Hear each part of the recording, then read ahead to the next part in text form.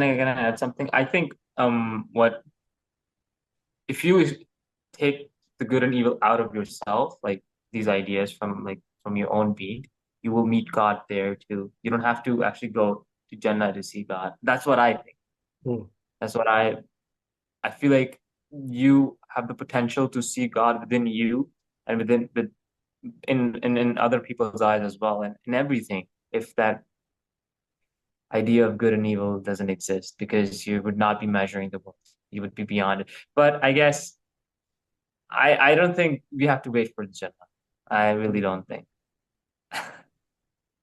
Iqbal says, the cup you were showing about love, Iqbal was saying something. It is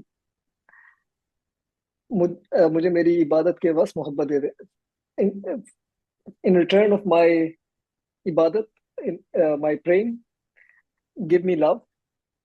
मैं तेरी किसी भी जन्नत का तलबगार नहीं. I'm not in need of any Jannah of yours. So, like, of course, Iqbal will get fatwas on this, and he did, I guess. But yeah, But uh, so that's interesting what you're saying about the fatwas. So uh, again, comes into a lot of what we think is being wrong. We have centuries of like law books and hadith and madhabs and fatwas. Is maybe not 90% of it man-made, really, or even 90% of it just interpretation, you know? And by the Exactly. way, there's like a ton of history about like good and bad and what's allowed and what's not allowed. Interestingly, I have no idea how I came across this, right?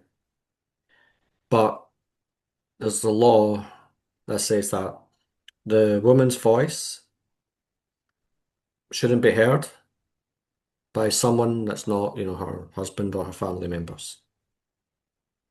Mahram, yeah. Yeah. So you think that's a Muslim law, right? That law is found word for word in Jewish books. Mm. That law comes from Judaism. How did Muslims end up with that law? How?